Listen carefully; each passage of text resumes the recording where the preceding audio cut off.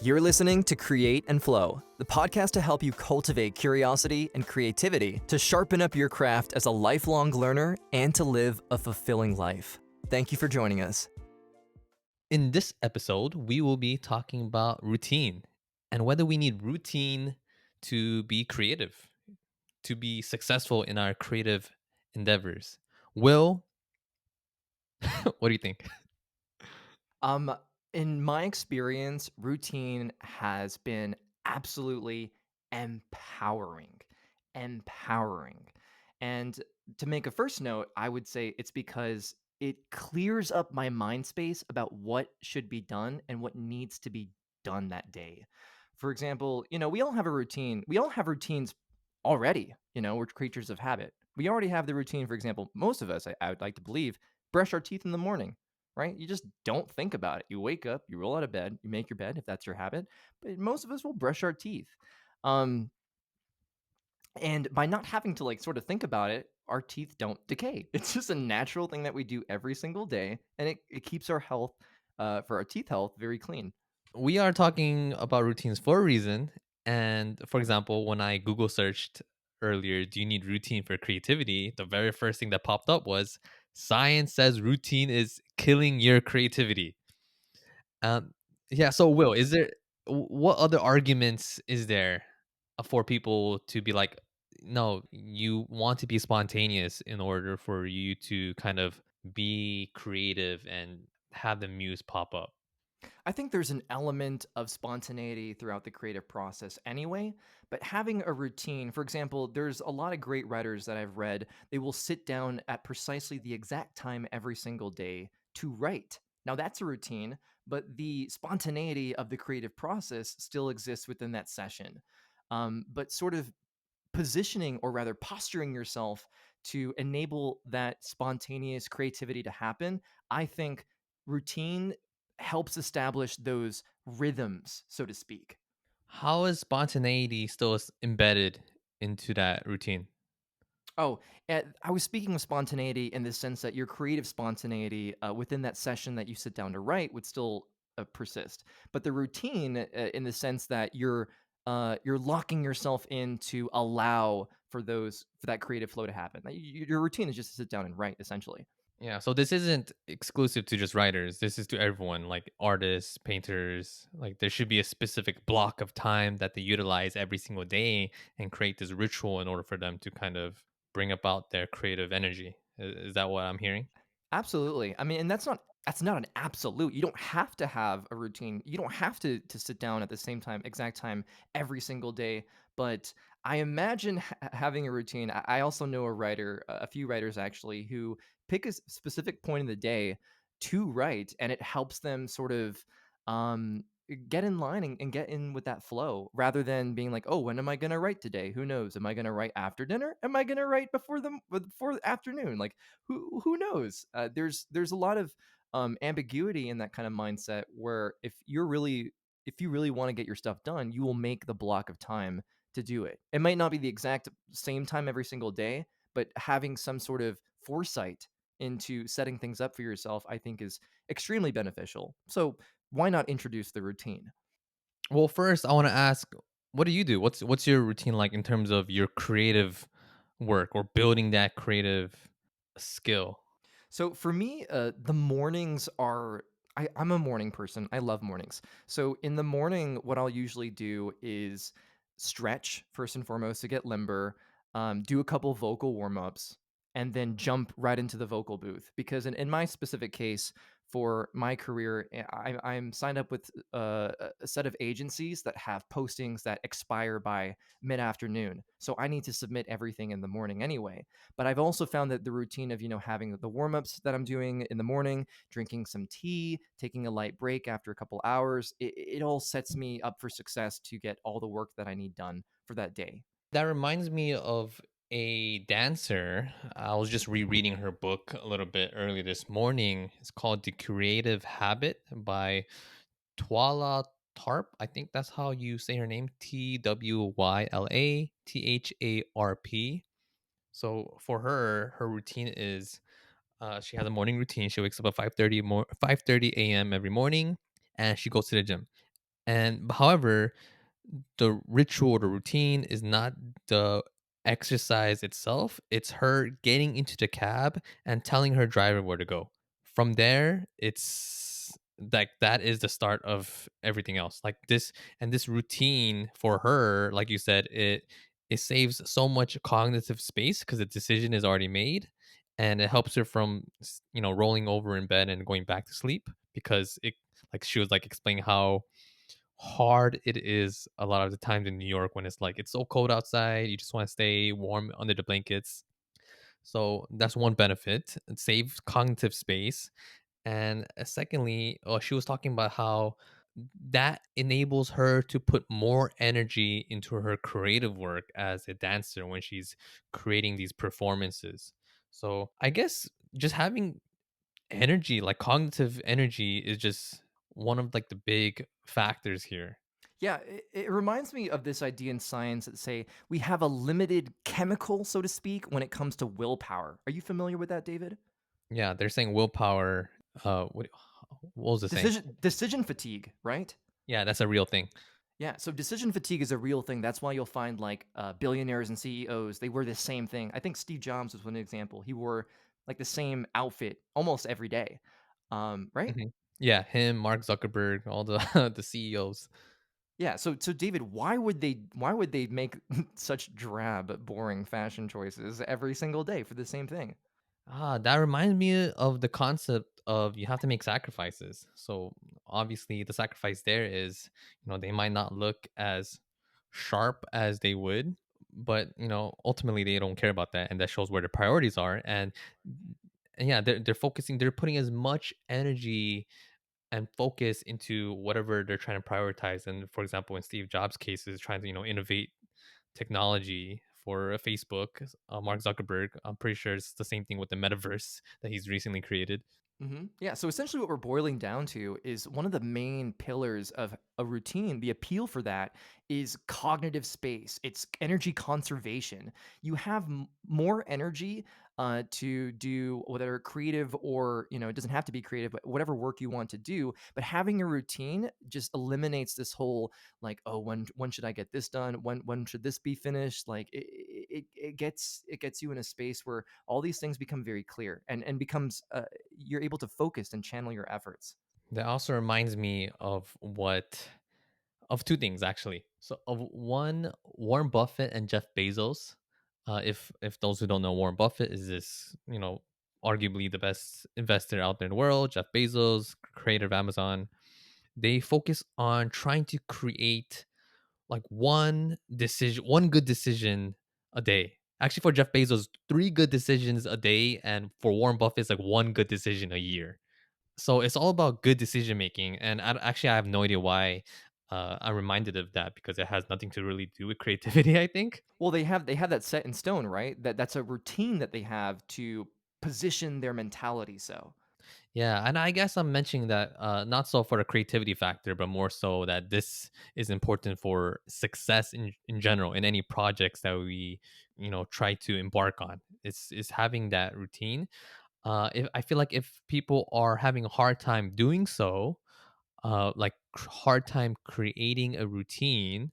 I don't know if this is the greatest example, but I'm reminded of a comedian named Mike Birbiglia. Do you know who that is, Will? Mm-mm. Who's that? He's a writer and a stand-up comedian, and he makes an appointment with himself. Like he has in his time block or his calendar, meeting with myself at this cafe, and he goes to that cafe 7 a.m. because he's noticed that he's really good at making commitments with other people. Like, oh, if I'm supposed to do this with Joe here, like I can't fake on him. But if it's like for himself, it's so easy for him to just stay in bed and stuff. But when he has it on the calendar, when it's set in stone, that's his ritual for him to go out and really put himself in that spot, which for him is his cafe, and start his writing process for his books or stand up comic. Yeah, I love that. I love that he's also increasing the stakes of betting on himself by leveraging like by over time like yeah, I can show up for myself. I can show up for other people too, but also like there's time for me and it's scheduled just as importantly as with anyone else. Yeah, I mean, fortunately, I don't. need to do that. But I get this is for those, I guess, who have a hard time making commitments when there are no other social accountability. Because social Yeah. accountability is such a strong factor. David, do you have so what's your routine like, David? Do you have any routines in place that you're following today that you're especially like, "Oh, this is great. This is good for me." Well, like you, I am also a morning person. So I really try to optimize my mornings. I try not to have any work that's repetitive. Like if it's something like looking at emails and just doing monotonous tasks, I know I can do it when when my brain is still fried at like 4 or 5 p.m. And I'm pretty sure we can talk about this later where we all kind of go through this dip in terms of just cognitive energy.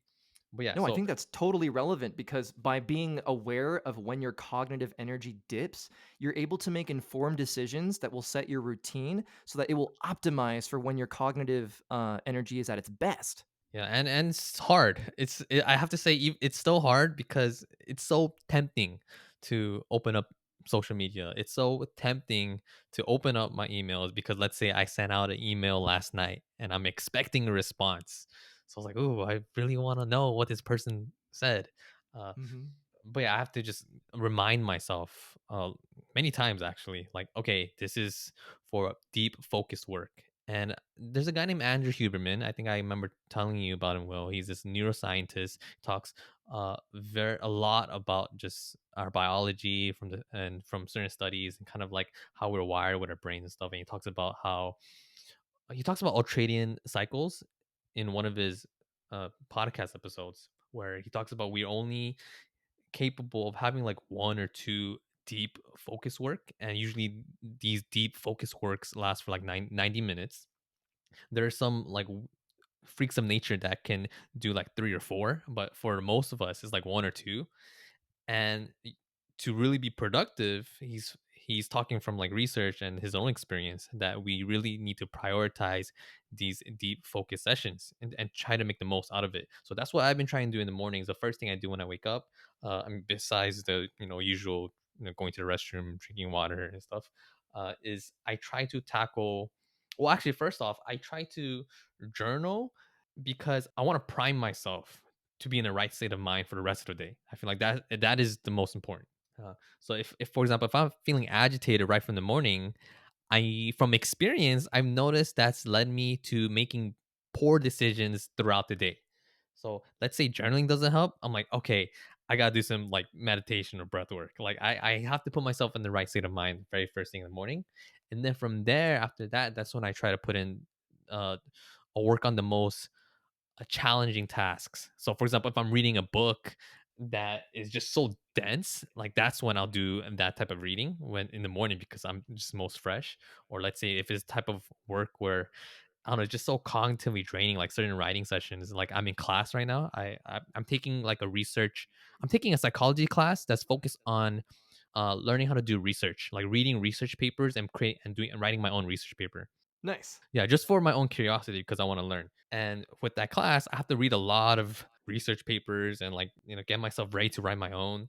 So those are the type of things that I have to do in the morning because there are times when I push it to the later part of the day and I'm just there's so much willpower to try to do it. It's like, oh my gosh, like it takes like an hour to like really like sit down and I would do anything I can to distract myself. Like, oh, I'm getting hungry. Like, oh, like I should, clean that part of the room. It looked fine this morning, but it's looking rather filthy now.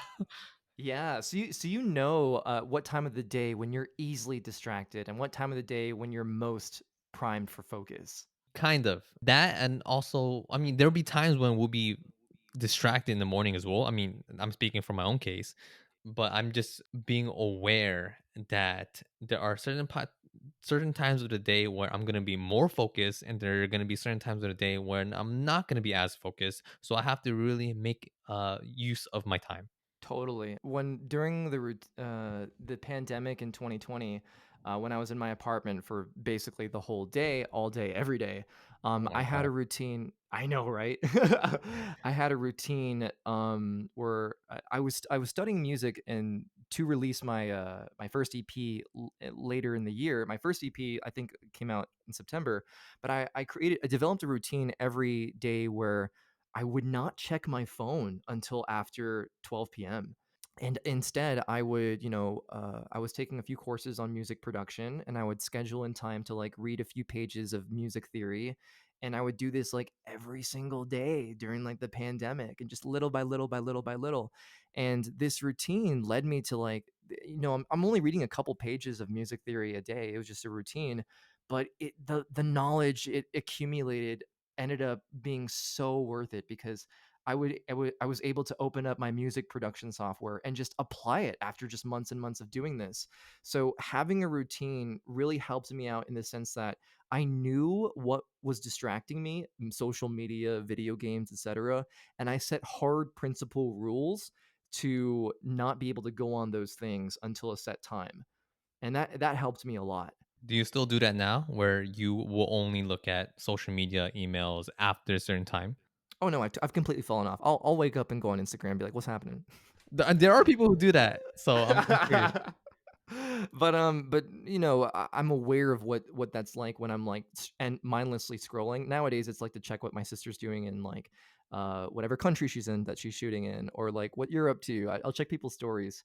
But it's not like what it used to be. I definitely had to revamp my relationship with social media to be a bit more responsible, less mindlessness, more like, oh, I'm checking up on certain people's lives and connecting with them. So that's tangential, but it's worthy of note. I've noticed that I get really tired when I use social media. Like after a couple minutes, and this has been the time frame has been getting shorter and shorter every time. Where before I can be on social media for an hour, and I've noticed the less time I'm spending on social media when I go back and use it, yeah, I just get just fatigued a lot quicker. Is that the same for you, Will, or is that just me? I'm curious. I think that's crazy you should bring this up, because I literally wrote that down in my journal at one point in the pandemic. I wrote down, because what I like to do when I journal in the morning, which I agree is a great routine, because side note, I love journaling in the morning because it gets out all that excess buzz from your head in the morning, and it just puts you it postures you very very clearly. Oh, but what was I saying? Oh crap, I totally lost my train of thought. Fatigue with social media.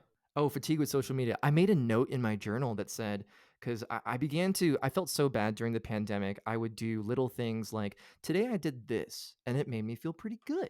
And today I did this and I didn't feel as good.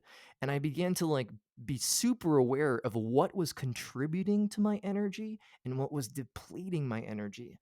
And social media was one of those things that I identified with was, oh, today is the morning and I was supposed to finish vocals for this song, but I went on social media and I got on this whole like spiral of checking people's stuff, and now I feel uninspired. So maybe I shouldn't do social media until later in the day. And I think that's what inspired me to be like, okay, hard rules, no social media before 12 p.m.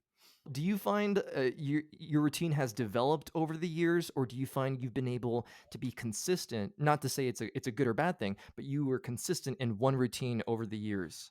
For the most part, I've been consistent. The main things, like I told you, and the things that we both do, the journaling, the cold showers, the reading, etc. I mean, of course, life hits us where we have certain obligations in the morning, we have a certain meeting at this time, we have a certain deadline. So there are things that change. However, actually, wait, I'm gonna somehow twist this conversation and throw a question at you, Will, and Okay. because I've been asked this before, where what if you don't have time to go through your morning routine, etc. Like let's say you're really busy, you have a lot of deadlines, so you don't have time to journal, read, and whatnot. So what would you say to them? Like, what do you think about that? I've run into the same issue because I have this like perfectionist nature. I don't know if anyone else can agree. Um, but I agree. Thanks. Someone on Instagram reached out after a post that I made about not skipping days, and they said there's a routine they do. If they miss a day, one day missing is okay as long as the very next day they're on it. So I would say, yeah, routine is important for sure, but you still have to remain flexible. Like if you have, like if in the morning you have some big meeting and you can't like journal and XYZ, you still have to prioritize that. But that's where grace comes about in my philosophy. Where even if you miss a day or two because of circumstances outside of your control, it's so important to recognize the long game, and that in the long bigger picture of things, as long as you're consistent over that period, you're in good shape as far as establishing and staying and maintaining a routine. Wait, what does that look like then? Does that mean you have to wake up, let's say, an hour earlier because you are dedicated and committed to that writing routine? Yeah, what does that look like? It looks like, let's say one day you have a writing routine, let's say it's at 2 p.m., and that day you have a friend's birthday party and the whole day, and you just go to that because that's your best friend. The next day, let's say you stayed out a little bit and you wake up maybe like an hour later or whatever, just do the best you can to resume your routine. It might take maybe a couple, like 2 or 3 days down the line to like get your sleep routine like exactly right again, but it's all like an adjustment going back to your center, your stability. So what I'm trying to say is, if I answer the question, is it's okay if if a day or two goes by and the routine is broken, just as long as the long game plan is still enacted and you get back to it. What's your philosophy on this? Before I answer, I want to throw out a quote. I think it's from James Clear, author of Atomic Habits. He says, "Missing a day is an accident. Missing two is the start of a new habit." So that is a great rule in terms of allowing yourself to miss a day if you have to miss it. And for me, I've been thinking about this recently, actually. And fortunately, I haven't had days where I'm bombarded multiple days. Usually, when I'm usually busy just that one day. And the next day, I pretty much go back to normal. And those days somewhat excite me when I'm like super busy because I remind myself that I don't want to be dependent on this routine. Does that make sense? Can you go into that? What do you mean by dependent on the routine? Like there are times when I don't journal, or there were times when I miss a day of journaling, and or I miss a day of a cold shower, etc. And what was going through my mind was that I don't want that routine to be in control of me. Like I want to be in control of it. Hmm. So I don't want to be dependent on it. So let's say I'm in a scenario where I don't know, like I don't have access to cold shower. It's only hot showers here. God damn it. Okay, I mean, really strange example, but yeah, let's say I'm in a situation where I don't have my books or I don't have my my pen and paper. I don't want that to ruin my day, or I don't want that to make me feel off. So therefore, I get excited kind of when it's a day when it's like, oh, I didn't get to do my journaling. That's okay. Like I tell myself like that's no big deal because I mean I know that I'm gonna get back into it. It's something that I know that's very empowering, is very helpful. It almost reinforces the idea because I love what you're saying, how these routines ultimately, if we boil it down, they're meant to serve you, right? They're meant to make your life better. So if you're tearing yourself up because of your routines, it defeats the whole purpose of the routine. That's a good point. Yeah. Like you, I try to find grace that it's okay, I'll get back into it. There are plenty of times when I would, binge eat, and I'm like a trainer. I'm a personal trainer. Like that's something that's like frowned upon. However, I have to just really learn that like, hey, like we have these days where we fall, but we get back up. And let's Right. say there are multiple days where I'm busy. I now try to prioritize. I want to, because I know it's helpful, like the journaling, the cold showers, etc. I want to wake up a little earlier in order to do that. I feel like spending like 30-minute less sleep in order for me to kind of do like the bare minimum of some thinking, of some putting myself in some breath work, cold showers. I feel like that's so much more powerful and empowering for the rest of the day. Yeah, I love how you tie that in because it's also ultimately a sacrifice, albeit it's a 30-minute sacrifice to sleep. The long run results of just investing in yourself and getting back in your routine is so worth it. And to also touch upon the idea of grace, yeah, we're purporting that grace is important because one, not only for your psychological health, right? You don't want to spend your life beating yourself up about X and Y, but also by giving yourself grace and knowing, no, this is part of the process. It's part of the long game. I'm in it for the long game.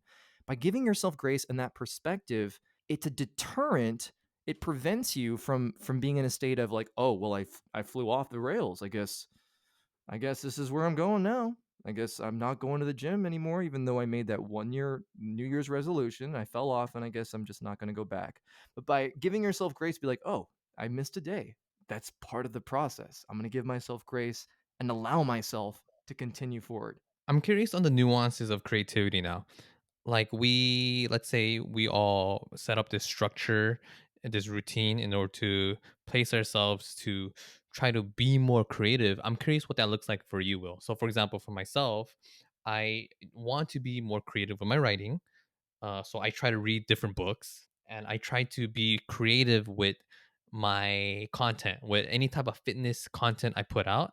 I kind of designate time on social media. Of course, it's like the later part of the day where I go through people I admire, like what they're posting, and I try to get like a feel of like, okay, what do I want to do with that concept?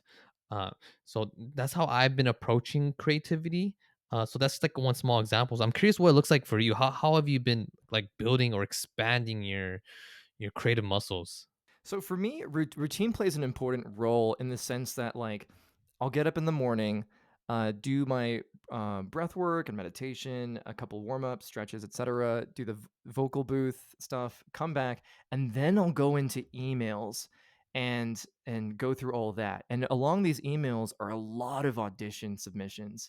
So I'll submit to all these potential projects, and then I'll have the a printout of auditions that I have for the week, and I will use time after the vocal booth to work on those auditions, either be it memorizing, script analysis, etc. So routine really helps me in the sense that there's a lot of auditions, a lot of projects that I need to sort of audition for and sort of study if I get selected to submit, and I have time to sort of logistically go through, okay, this needs to be turned in by this date, this needs to be turned in by this time. I have a set block of time to schedule out when all these auditions need to be done, when I need to be prepared for them, and it helps inform me of what days I can use to prepare for that audition, if that makes sense. Yeah, I guess to be more specific, like stand-up comedians, there's this saying where you want to go out and experience life, to live life, because that's where the funny happens. That's where you get the jokes. You want to really relate with people and to build those experiences. So Right. I know that people structure time for spontaneity. This is the thing that I want to talk to you about before, and I forgot. Like they'll put in their calendar free time, and because they're very cognizant of that, like they're not feeling guilty of like relaxing or playing because that's what they want to do with that time. They schedule that in. So and also so people they would schedule times to explore, be creative, and that's I guess what I was curious about on your end. So what does that creative part look like for you?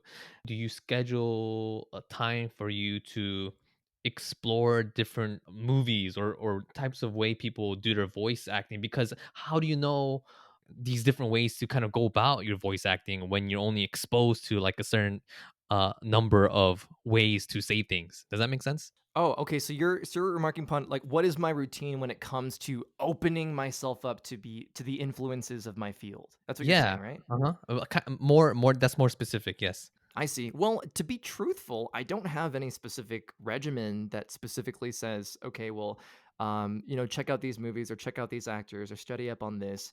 Because for me, the process of auditioning, the process of going to acting class, the process of going in the studio to record animation, voiceover, XY, it's education in and of itself. That's not to say that I totally, disregard influences that I could look up to and emulate and learn from for sure, but I don't at this point in time, I don't have a routine for that.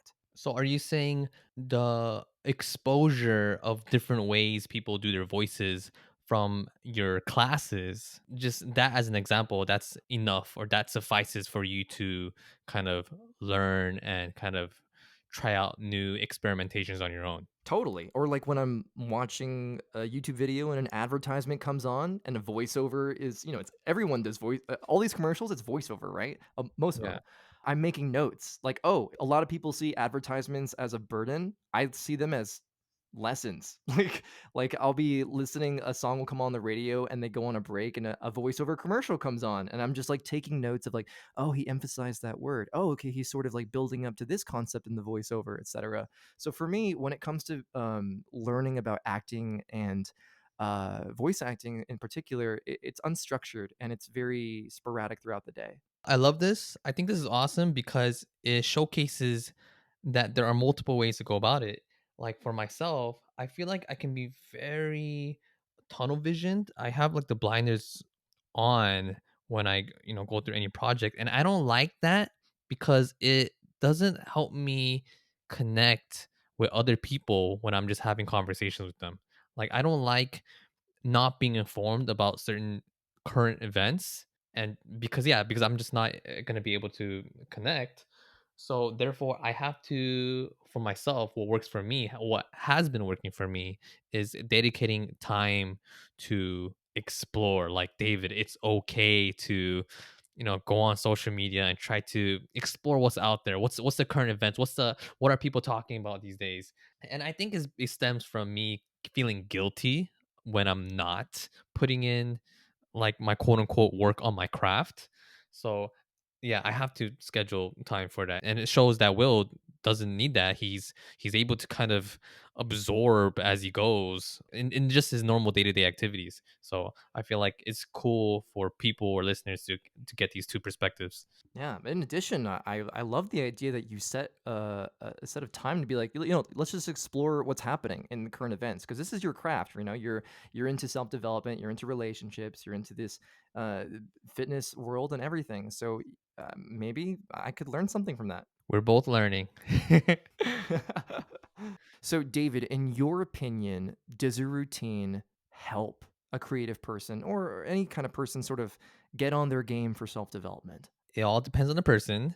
And once again, we're not experts. We're just sharing our thoughts on this topic. And I feel like routine helps most people, especially in this day and age when there's so much distraction. And we have to create room for spontaneity because of that. Putting yourself in situations where more spontaneous things will occur, I think is very important. So what I mean by that is putting yourself in the right location, going out to certain events that that might place you in a position to speak with certain people that you want to speak with. Like that itself is putting yourself in a very spontaneous. That word is so hard.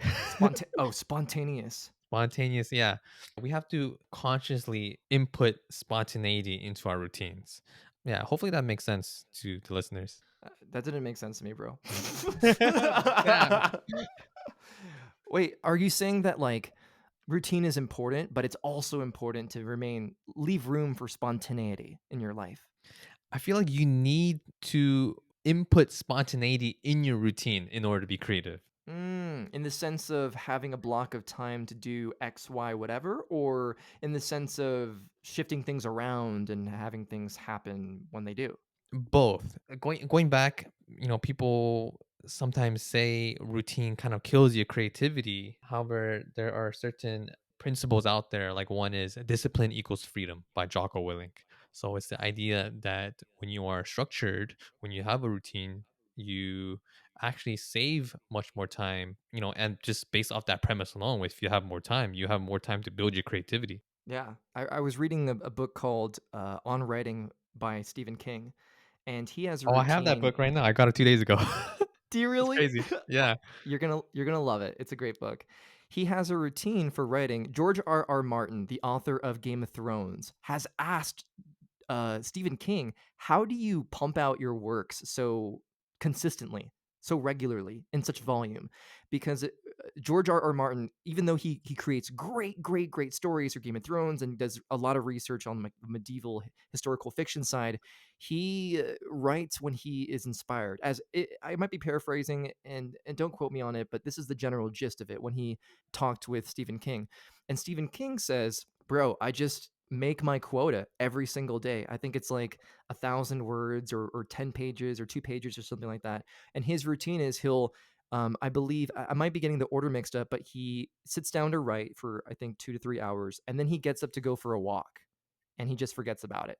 And this routine sets it up so that, or maybe the walk is before, but this routine is set up so that he is always just working on his craft, but also the walk helps him relax and calm and posture his mind for these creative ideas to come. So I think if we're looking at routine and we're referencing high level players, like there's still a difference even between George R. R. Martin when he writes on inspiration and Stephen King when he sets out a routine of when he wishes to write. In fact, I'm reminded of another quote. This very famous writer was asked, "Do you write when you just feel inspired?" And this great writer said, "Oh, yeah, I write only when I'm inspired. And that time also happens to be at 3 o'clock sharp every single day." Thank you for saying that because that made me realize this concept of creativity, that creativity is just trying things. You try things, that doesn't work. You try another thing, that doesn't work. You try another thing. That is what the creative process is. Now, if you have a structure that allows you to be in that state of flow and try more things, you are being more creative and you're building that creative skill or that creative muscle. Absolutely. It's an oscillation between this works, this doesn't, this works, this doesn't. And so it's not necessarily of a, I'm going to do this, get it done, and it's over. It's I'm going to set this block of time to finagle with it and have something come out of it because as is the creative process. Oh, dude, that is such a breakthrough moment for me right now. Like, I just have to try more things. I just made that connection. And trying more things also means experiencing more of life. And that's why people who are older, they have more creativity, I'd say, in terms of they're able to kind of connect different things together because they just have more experience. Is that right? Oh yeah, in the book Range that we both know and love, and accumulated after accumulating years and years of wisdom in multiple fields, I imagine that creativity. Now we're using the word creativity. What I'd like to narrow down a definition, at least in terms of what I'm using it right now, is the idea of taking many parts from many different places, assembling them into something, and then that something being original. In that sense, creativity is unoriginal in the sense that everything that we create is a conglomerate of all these experiences we have. For example, they say there's no original music now. There's just remixes. For example, Old Country Road, right? It's not Old Country Road. What is that? What is that? What was that hit song called? I'm gonna take my horse down the old town road. Oh, Old Town Road, right? Old Town From Road, for instance. Billy Cyrus and Nas or something? Yeah. Yes. So Billy Cyrus and Nas, that's a combination of country and rap. You know what I mean? And like hip hop. So creativity in the sense of like all these different things come together to create what we think and perceive as original. It's it's funny because it's a balance that you need to see. It's a tightrope that you gotta learn how to walk on because on one side it's like you could be like, oh yeah, I'm just gonna wait till I get inspired because creativity happens when you get older. But at the same time, you have to keep trying things in order to build that creative muscle. But overall, for me, I guess it's just refreshing because you just said like the older we get, the more experiences that we accumulate, and thus from that we're able to mesh things together. Yeah, well, I like what you say. Creativity is a muscle. That's why routine helps with it. Like, talk to any professional. I was gonna say professional gym rat. Talk if you see like any like of those professional bodybuilders. They have routines. Can you imagine trying to compete at an Olympic level and not have a routine or a regimen for your exercises? No. So in a creative field, when it comes to writing or producing or fitness content creation, all of these creative things, it's a muscle. And so if you have a routine, if you have this habit of doing it every single day, that muscle gets stronger. So I think routine can also be looked at as a plus because it enables that consistency that's a reliable indicator that that muscle will grow over time. I think that is a great way to wrap up everything. And I feel like this is a great place to end it. Yeah, I'm a firm believer that routine can help you. And also, David, I also agree with you that it depends. And you can have a mixture of routine or freestyle, if you will. So I'm a big proponent. And you as well, David? I wholeheartedly agree. So, once again, thank you all so much for tuning in. We really do appreciate it. Please let us know any thoughts you have. Please write down in the comments section and anywhere you find a comment section. Please leave us a review. Please, either good or bad. We really want to just improve the experience for you all. Yeah, let us know what we got to work on. Me and Will, we will see you all in the next one. Peace. Peace.